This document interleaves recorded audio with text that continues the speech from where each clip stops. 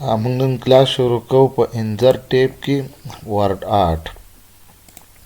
ورډ آرټ چې موږ کلیک کوو نو دلته زموږ سره مختلف شکلونو کې دا لیکلو دپاره سټایلونه راشي. فرض کړه موږ دا اولنی سټایل کلیک کوو. دلته اوس موږ لیکو ایلیمنټري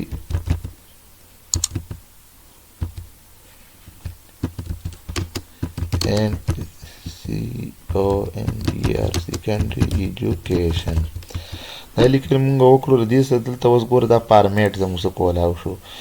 دا لیکل چې اوس موږ نورو شکلونو ته بدلو نو ډېر په اسانه باندې موږ بدلولی شو. په دې کې خو نور هم ډېر آپشن زموږ سره کولاو شي. فرض که زموږ سره دا آپشنز راغلو، په دې کې موږ مختلف شیپس هم کریټ کولی شو، جوړولی شو. دا شیپ ما دلته جوړ کړو. دې شیپ کلرز موږ چینج کوو. دې ځګونو هغه کلرز سټایل دا موږ بدلولی شو. په دې چې رایټ کلیک موږ وکړو او ایډ ټیکسټ، نو په دې کې موږ لیکل کولی شو.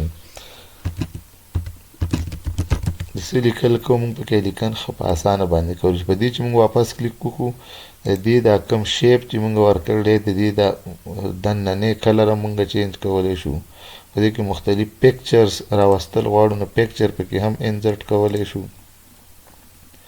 فرض که زه په دې شاته بیکګراوند کې یو تصویر راوستل غواړم نو تصویران پکې یو تصویر پکې هم انزرټ کولی شم په اسانه باندې. فرض که دلته موږ یو تصویر سلیکټ کړو، دا موږ انسرټ کلیک کړو نو هغه تصویر به دلته زموږ سره په دې کې راشي. دا شیپ آوټلاین چې کوم دي بهرنۍ کنارې دا مو ته بدلولی شو. دا افیکټ هم په دې باندې اپلای کولی شو. څه قسم افیکټ به موږ اپلای کړو. فرض که دا موږ دې سټایل ته کنورټ کړو نو دې سټایلونو ته هم دا کنورټ کولی شو. د لیکلو دا سټایل له دې ځای نه نور هم بدلولی شو.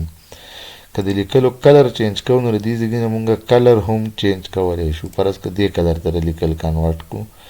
که فرض که دې لیکلو دا سټایل موږ شیډ وله ورکړو، سایه پکې راوستل غواړو نو دې ځای نه وله موږ دغه ورکولی شو. که د لیکلو دا لیکل نور بدلول غواړو ګلو سټایل پې اپلای کوو. مختلف نور ډیزاینونه دي ډېر چې دا موږ په دې باندې ښه په اسانه باندې اپلای کولی شو. یا که موږ چېرته غواړو چې د ډي ام سي د بورډ ډي ام سیز په شکل کې دي دا راشي، دا آپشن به دې کلیک کړو نو دا به زموږ سره په دې سټایل کې راشي. څنګه چې د بورډ ډي ام سی په سر باندې لیکل راغلي دا به هغې ته کنورټ شي. نو دې ورډ آرټ کمانډ کې موږ مختلف شکلونو کې لیکل راوستی شو، کوم چې په پرنټ کې بیا ډېر ښه راځي او ډېر په اسانه باندې د دې دا شکل او ډیزاینونه موږ چینج کولی شو. فرض که موږ د دې دا ډیزاین واپس داسې سیده راولوې دا په دې سټایل کې ښکاري. که د دې نه موږ بیا فرنټ الو هم ترې اخیستی شو او که دا موږ نور ډیزاین د دې برابر ډیزاین وله په اسانه باندې برابرولی شو. نو ورډ آرټ کمانډ زموږ سره د مختلف قسم سټایلونو لیکل چې موږ په کوم سټایل کې راوستل غواړو نو په اسانه باندې پکې موږ دا کولی شو. د دې سره زموږ سره بیا بل کمانډ شروع کیږي ډراپ کیپ. نو ډراپ کیپ زموږ سره په دې کمپیوټر کې چې موږ اوس داسې لیکل کول غواړو چې زه یم چې زه داسې لیکل وکړم چې د هغې د یو پیراګراف یو ټیکس زموږ سره غټ راشي. لکه څنګه چې زموږ سره په دې نورو اخبار یا په دې کې زموږ سره داسې لیکل لازم. فرض که ما هلته وکړو equal to rent کرکټ شروع به نو دا ما انټر کړو. اوس ګوره د دې دا وي دا چې موږ په یو ډیزاین کې راوستل غواړو نو دا پیراګراف به ورته صرف سلیکټ کړو، انزرټ ټیپ ته به راشو او دلته به راشو ډراپ کیپ.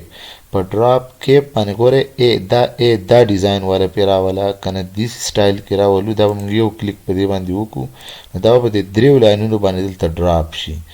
دا زموږ سره د دې کمانډ کار دی چې زموږ سره لیکل په کوم شکل کې موږ ښکلي ډیزاین کې راوستل غواړو نو په اسانه باندې راوستی شو. که دا ویډیو ستاسو زموږ خوښه شوي نو پلیز دا ویډیو ورسره لایک کړئ او چینل ورسره سبسکرایب هم کړئ.